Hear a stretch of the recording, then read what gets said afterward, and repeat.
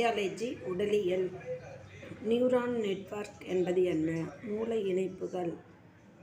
மனிதனின் அறிவு வளர வளர மூளையில் ஏற்படும் மாற்றம் யாது? நியூரான்களின் இணைப்பு. அனிச்சை செயல் என்பது என்ன? மூளையின் உத்தரவின்றி நடைபெறும் செயல். அனிச்சை செயலுக்கு கட்டளையிடும் உறுப்பு எது? முதுகு தண்டுவடம். மனிதனின் உடலில் தேவையில்லா உறுப்பு எது? வால். முதுகெலும்பின் முடிவில் சிறிதாக காணப்படும். மனித உடலில் உள்ள மொத்த எலும்புகள் 206.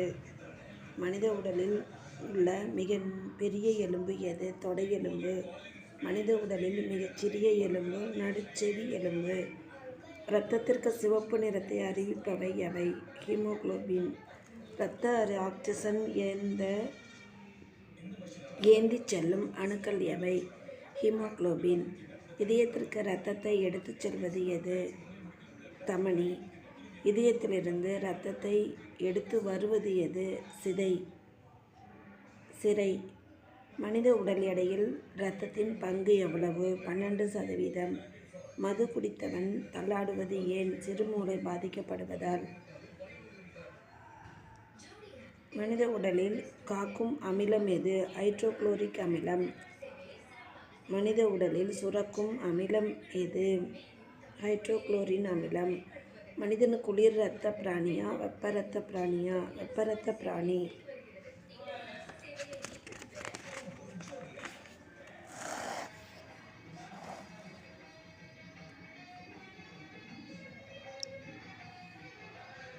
வெப்ப இரத்த பிராணிகள் பண்பு என்ன? உடல் வெப்பநிலையை எப்போதும் மாறாது. குளிர் இரத்த பிராணியின் பண்பு என்ன? உடல் வெப்பநிலை சுற்றுப்புறத்துக்கு ஏற்ப மாறும். மனித உடலில் உள்ள குரோமோசோம்களின் எண்ணிக்கை 46, 23 ஜோடிகள். ஆணுடைய இனப்பெருக்க அணு எது? விந்தணு. பெண்ணுடைய இனப்பெருக்க அணு எது? அண்ட அணு. விந்தணு. பெண்ணுடைய இனப்பெருக்க அணு அண்ட அணு. மிகப்பெரிய தனி செல் எது? அண்ட அணு.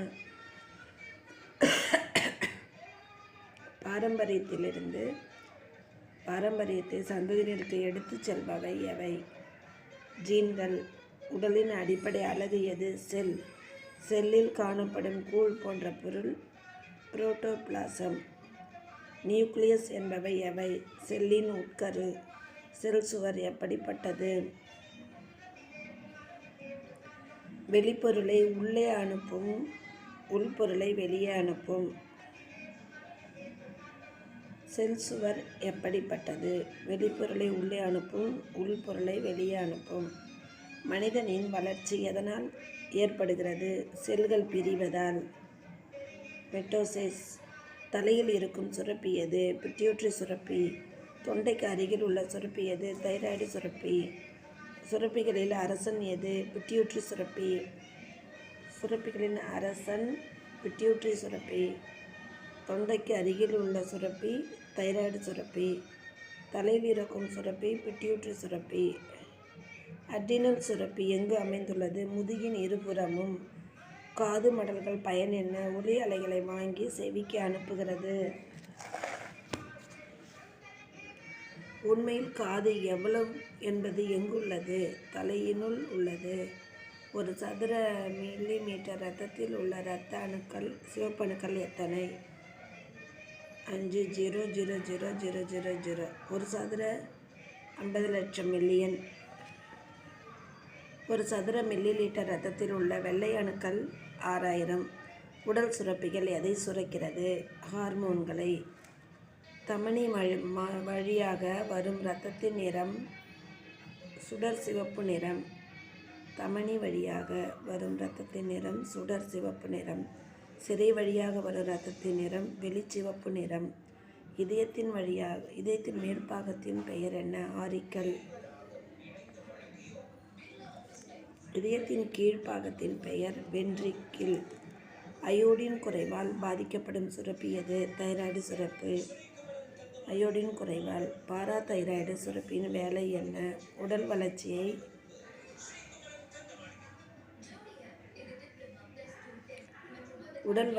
இரத்த கால்சிய அளவை கவனித்தல். ரெடியா உடலின் எந்த பாகத்தில் உள்ளது?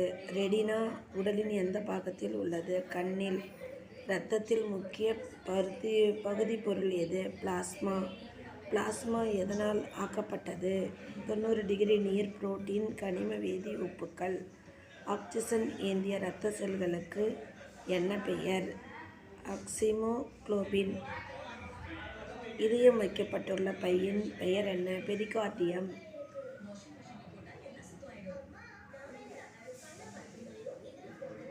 வயிற்றில் சுரக்கும் சாறு காஸ்ட்ரிக் சாறு.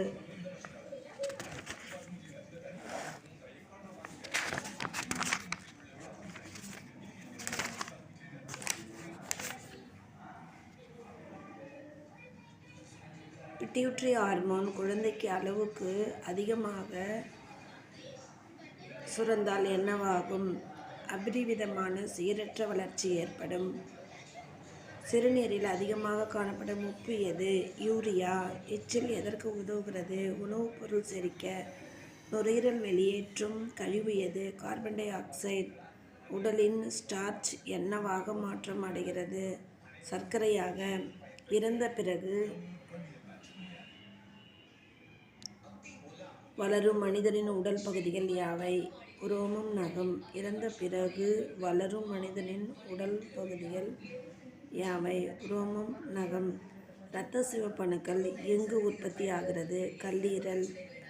இரத்தத்தில் உள்ள கார்பன் டை ஆக்சைடு பிரிப்பது நுரையீரல். சராசரி மனிதன் மூளையின் எடை எவ்வளவு? 1.5 கிலோ. சராசரி மனிதனின் மூளை எவ்வளவு? 1.5 கிலோ. சராசரி மனிதன் மூளையின் அளவு எவ்வளவு? 1.5 லிட்டர்.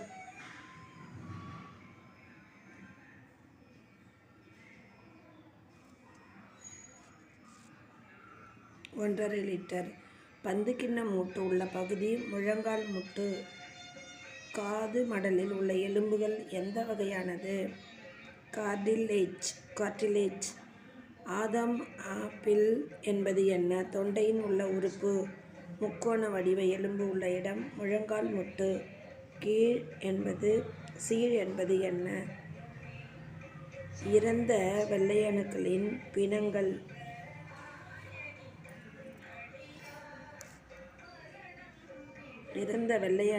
பிணங்கள். மனிதன் மூக்கை தவிர வேறு எதன் மூலம் சுவாசிக்கலாம்? வாய். மனித உடலில் எத்தனை லிட்டர் இரத்தம் இருக்கும்? 5 முதல் 6 லிட்டர் வரை. ஒருவர் எத்தனை நாட்களுக்கு ஒரு முறை இரத்த தானம் செய்யலாம்? 90 நாட்களுக்கு ஒரு முறை. உணவு சீரானது எங்கு? ஜீரணமாவது எங்கு? சிறுகுடல். இன்சுலின் சுரப்பது எங்கு? கணையம். பிறந்த குழந்தை அழும்போது கண்ணீர் வருவதில்லை, ஏன்? பிறந்த குழந்தைக்கு கண்ணீர் சுரப்பி இல்லை. குழந்தை பிறந்ததும் தோன்றும் முக்கிய உறுப்புக்கள் பல், கண்ணீர் சுரப்பி.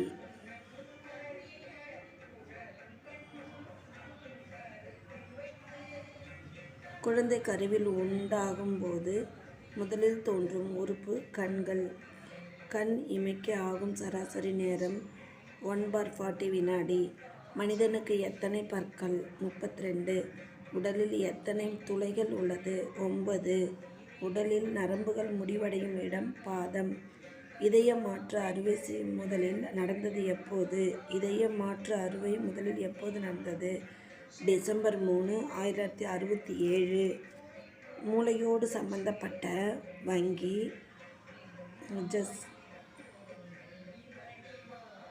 சல்சி. மூளையோடு சம்பந்தப்பட்ட சல்சி.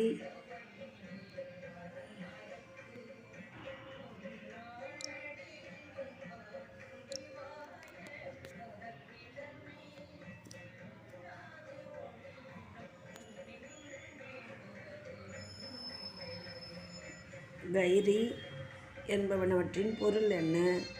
மூளையின் மேடுகள் மற்றும் பள்ளங்கள். தோலுக்கு நிறம் அளிப்பது எது? மல்பிஜியன் அடுக்கு.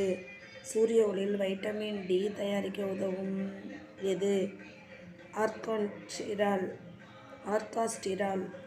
மனித உடலில் உள்ள திசுக்களின் வலிமை வாய்ந்தது எலும்பு திசு.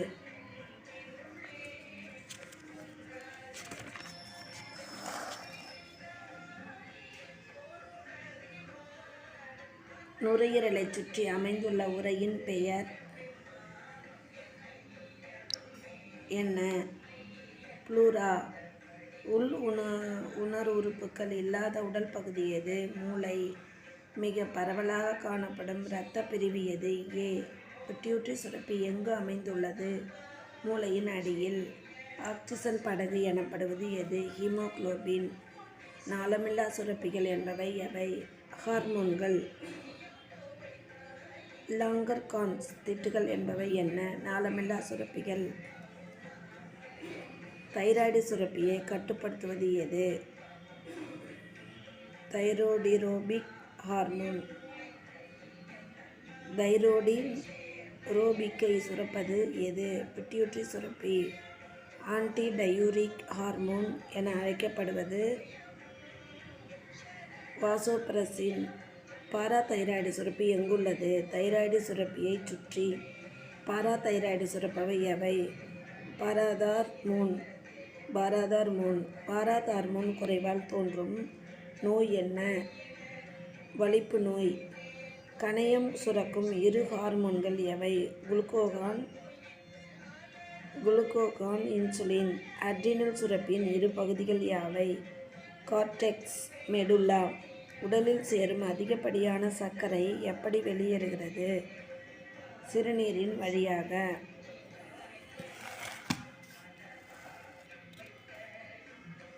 உயிரின் முடிச்சு என்று அழைக்கப்படுவது எது? முகுளம். முகுளத்தின் வேலை என்ன? இதயம், நுரையீரல், சிறுநீரகம் இவற்றை கட்டுப்படுத்துதல். தசையை கட்டுப்படுத்தி உடல் தள்ளாட்டத்தை நிறுத்துவது எது? சிறுமூளை.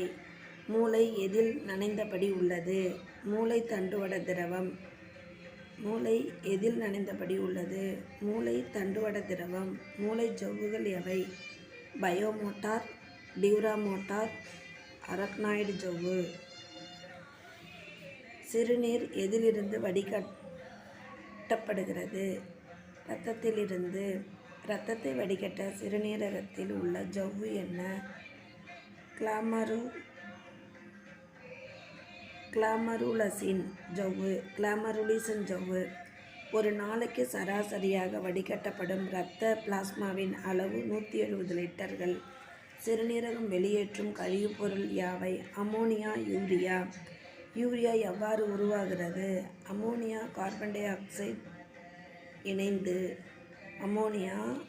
யூரியா எவ்வாறு உருவாகிறது? அமோனியா கார்பன் டை ஆக்சைடும் இணைந்து. நுரையீரல் மேல் போர்வை போல் மூடியிருக்கும் ஜவ்வின் பெயர் ப்ளூரா. குறையற்ற மனிதர்கள் இரத்த அழுத்தம் எவ்வளவு? 120/80.